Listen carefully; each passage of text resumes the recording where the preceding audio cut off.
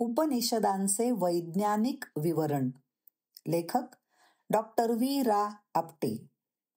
अभिवाचन दीप्ती थोरात. श्रोते हो, नमन. आपण ऐकत आहात डॉक्टर वी रा आपटे लिखित उपनिषदांचे वैज्ञानिक विवरण या ग्रंथातील केनोपनिषद यातील 4थ्या खंडातील द्वितीय भाग. केनोपनिषदातील 24व्या रुचेने या भागाची सुरुवात होते. मागील भागात आपण पाहिले, प्रत्यक्ष उमा दर्शनाने, हेमावतींच्या समजावण्याने देवेंद्रांची गची बाधा पूर्णपणे लोप पावली. सारेच ब्रह्माधीन आहे याचे स्पष्टीकरण वीज चमकणे, लोप पावणे याचा दाखला देत केले गेले.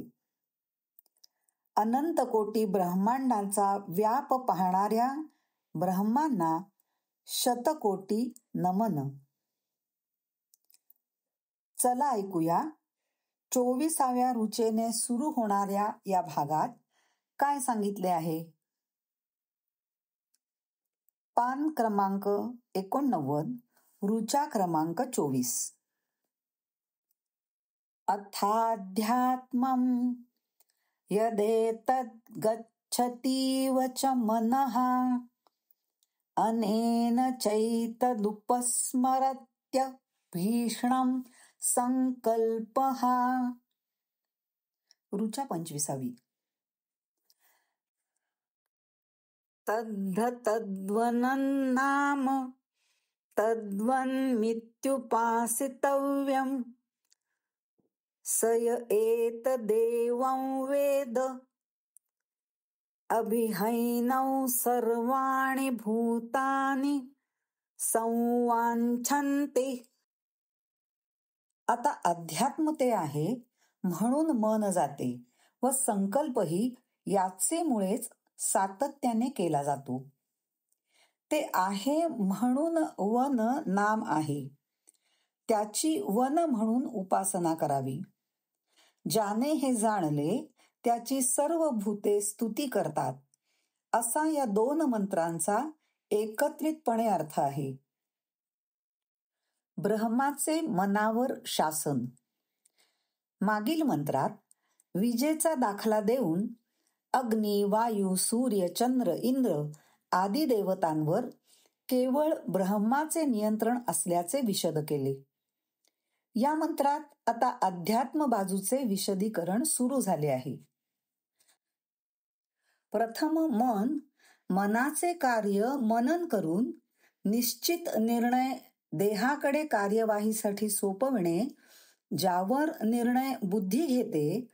तत्पूर्वी तत्संबंधीचे ज्ञान इंद्रिये जमा करतात व स्मृतीने वा धृतीने पूर्वानुभव जमा केलेला असतो, तोही त्या विषयापुरता मनासमोर येतो व त्यावर मनन चिंतन करते. सर्व सारासार विचार केला जातो व जो निर्णय मनाने घेतला तेथपर्यंत म्हणजे मन निर्णयापर्यंत जाते, गच्छती. या मनास हे सर्व करावयास लावणारा आत्मा म्हणजेच ब्रह्म असते. या मनास ब्रह्ममनाचा विचार मानावा लागतो. हाच आदेश होय. मन गूढ आहे, त्याचे कार्य गूढ आहे, पण यावर नियंत्रण ठेवणारे ब्रह्म प्रगूढ आहे. येथे जे जे सूक्ष्म आहे व देहाकरिता कार्य करते ते जीव, प्राण, मन, बुद्धी, भावभावना, धृती, स्मृती, आत्मा याविषयी ज्याचे पूर्ण शासन असते ते ब्रह्म होय. मनाचा विश्वमनाशी सतत संपर्क. प्रत्येक देहामध्ये एक मन असते. 2 देहामधल्या मनाचा संबंध असतो. अनेक देहातील सर्व मने एकमेकांशी संबंध संपर्क ठेवून असतात. या सर्व मनाचे एक मोठे मन असते. याला विश्वमन वा ब्रह्ममन म्हणतात. या विश्वमनाचे विचार सुरू झाले की त्याची स्पंदने वा तरंग पेशीपर्यंतच्या सर्व देहातील मनावर पसरतात. त्यामुळे काही काही कार्ये एकरस झालेली दिसतात. देशप्रेम वा देशत्याग या भावना सामूहिक मनाची कार्ये होत. येथे विश्वमन वा ब्रह्ममनच सर्व मनाशी या प्रश्नांचा एकत्र विचार करून निर्णय घेते व सर्व मने ती आपापल्या देहाकडून कार्यवाहीत आणतात. अलीकडे झालेली राम जन्मभूमी चळवळ घ्या. सर्व विश्वातील मने या प्रश्नाविषयी अतीव एकाग्र झाली व ब्रह्ममनाचा विचार तरंग सर्व मनांपर्यंत पोहोचला व त्यातून आनंदाने देहत्याग ही थोर भावना रामासाठी प्रज्वलित झाली. निरांजनांनी निरांजने लागली. प्रकाश तरंगांनी सर्व जगात आवर्त घेतले. या आवर्तात सर्व मने सापडली व अयोध्या परिसरात जे अभूतपूर्व घडले ते या मनाचे विश्वमनाचे आदेशाप्रमाणे झालेले कार्य होय. मनाचे प्रवहन तरंगांनी होते. हे तरंग पाण्याच्या तरंगाप्रमाणे वर्तुळाकार असतात. जेवढा विचार प्रभावी तेवढे तरंग प्रभावी, सर्व मनांना व्यापणारे. ब्रह्म हेही व्यापणारेच असलेने ब्रह्ममन फार थोड्या अवकाशात या प्रभावी विचारांचे तरंग सर्व मनांपर्यंत पोचविते. त्यामुळेच कार्येही विश्वव्यापी होतात व त्वरित होतात. भक्त संकटात असल्याचे सुद्धा ब्रह्माला क्षणात कळते, कारण भक्ताचे मन ब्रह्माच्या मनाशी आधीच संपर्कित असते. मन शांत का नसते याचे कारण हे आहे, ते विश्व मनाशी निगडीत असते. सर्व विश्वातील कमी अधिक प्रभावी तरंग मनावर येऊन आदळतात. आता ते स्थिर कसे होईल?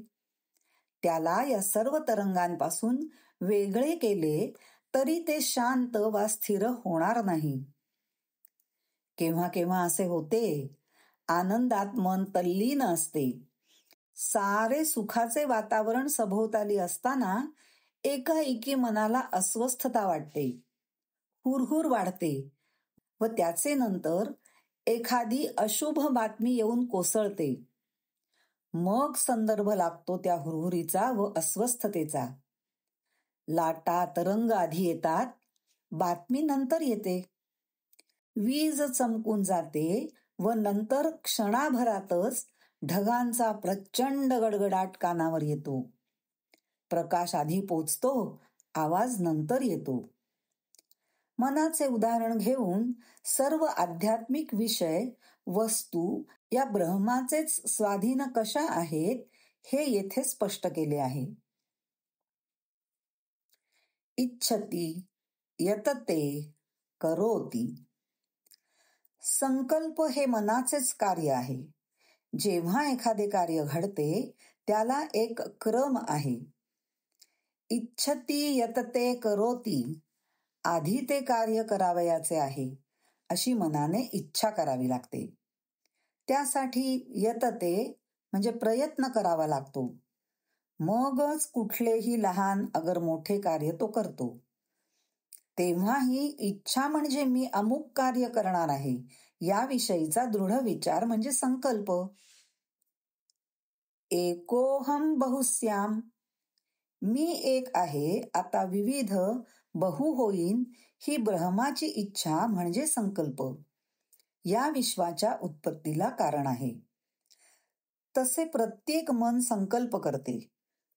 संकल्प म्हणजे विचारच पुढे प्रयत्नांनी यशास जातो, सिद्धीस जातो, विचार आकारास येतो. सच्चिदानंद स्वरूप सच्चिदानंद घन होते. अमूर्त विचार मूर्त स्वरूप होतो. ब्रह्मच अवतार होते. संकल्पाला फार मोठी विचारसरणी मानली आहे. मी अमुक, माझे वडील अमुक, माझे पितामह अमुक गोदावर्या, दक्षिणे तीरे, अमुक नक्षत्रो, अमुक घटिकाया, अमुक पले, अशा प्रकाराचा संकल्प तू परमेश्वरासाक्ष होऊन घर बांधण्याचा विचार आहे. तू हे गणपती समक्ष येऊन हा विचार प्रत्यक्षात आण म्हणून पाणी सोडतो. हा संकल्प परमेश्वर इच्छेने सर्व अडचणी तरून पुरा होतो, घर आकारते. हा संकल्प व त्याचे यश हा ब्रह्माचेच घटित असते. त्याच्या इच्छेने ही प्रेरणा मिळते, म्हणजे इम्पल्स. 25वी ऋचा वन या एका शब्दावर आधारित आहे.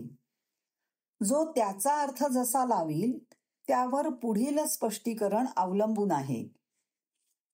त्याचे अर्थ आहेत झाडे, वृक्ष यांचा समुदाय, सर्व जात वस्तू यांचा समूह, घर, प्रपंच वगैरे.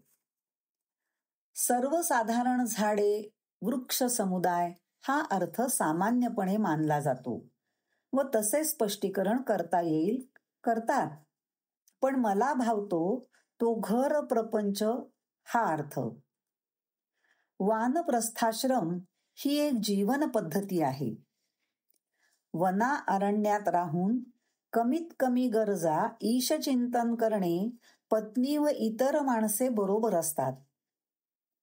महाराज धृतराष्ट्र गांधारी व कुंतीसह वानप्रस्थाश्रमात गेले.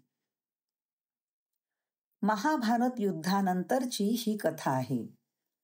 येथेही आश्रम व घर असते. अन्नधान्य, पाणी विनासायास कसे मिळतील हे पाहिले जाते. ते येथे धर्मराज पाहत असत. पण आजवर केलेले राज्य, शकट चालवण्याचे कार्य येथे नाही. राजवाडा, खूप नोकर चाकर, दासदासी इच्छिले ते येथे नाही, गरजेपुरते. पण हा वनातील प्रपंच म्हणून वानप्रस्थाश्रम. संन्यास घेऊन राहणे, भिक्षेवर जगणे, ईशचिंतन करणे हाही एक प्रकारचा आश्रम. यातही शिष्य शिष्या ठेवतात व प्रपंचच, पण वेगळ्या अर्थाने. समर्थ रामदासांनी केला तो. सर्वश्रेष्ठ गृहस्थाश्रम. पण सामान्य माणूस जे करतो, घर बांधतो, पती पत्नी, मुले बाळे, आई बाप, गणगोत सर्वांना शक्यतो सांभाळतो. अन्न स्वपराक्रमाने मिळवतो व स्वाभिमानाने कुणावर अवलंबून न राहता अनेकांना या घराचा व सर्व वस्तूंचा लाभ देतो. हा उपकार नव्हे, थोडे ऋण फेडणेच आहे.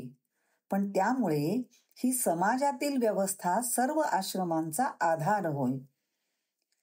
याला गृहस्थाश्रम धर्म म्हणतात. माझ्या मते हा सर्वश्रेष्ठ आहे. हे घर, हे येथे वन होय.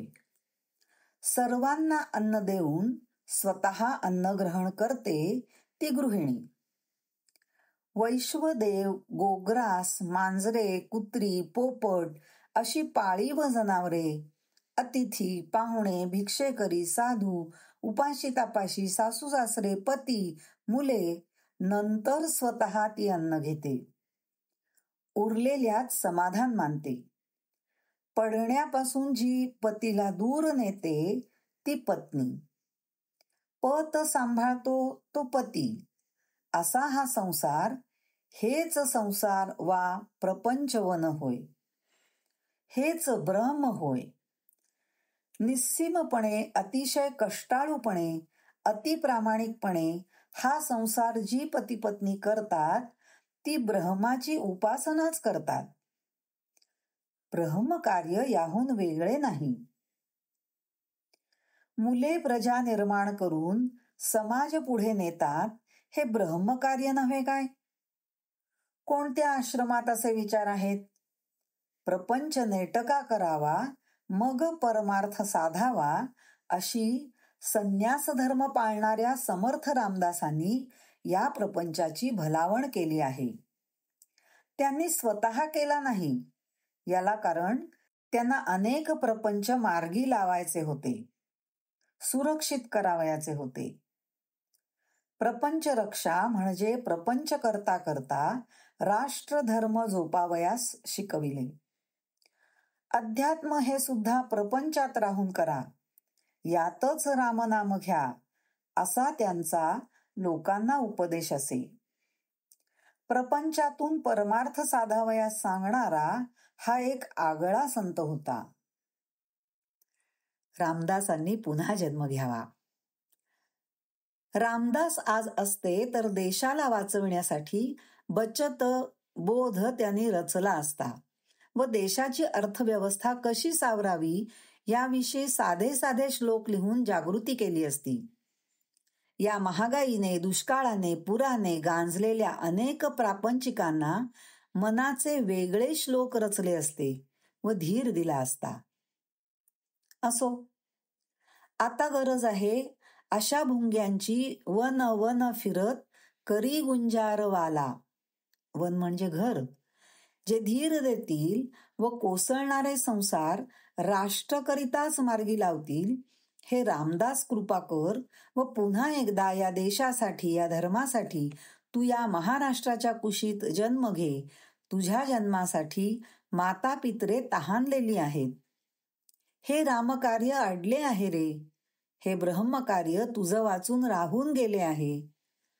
आज घर वाचले तर गाव वाचेल, गाव वाचला तर राष्ट्र वाचेल, राष्ट्र वाचले तर धर्म वाचेल, धर्म वाचला तर राष्ट्रात राम विचार वाचला जाईल. घर हे ब्रह्म आहे. प्रदूषणाचा धोका वृक्षांनी टळतो. वन म्हणजे वृक्ष समुदाय, यामागेही घर, घरातील मानव हाच विचार आहे. झाडे ऑक्सिजन निर्माण करतात, तो मानवाला जीवन शक्य करतो. रासायनिक यंत्रामुळे होणारे प्रदूषण थांबवितात व मानव, त्याचे घर यांचेच झाडे रक्षण करतात.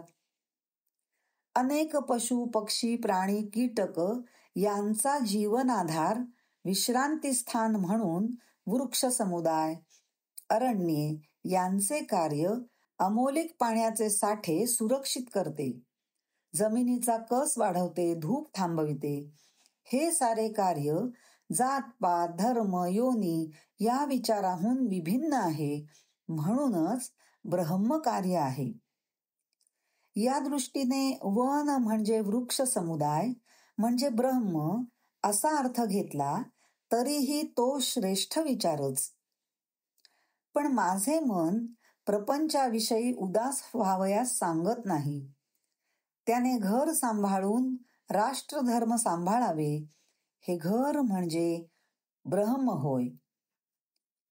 ओम शांती शांती शांती.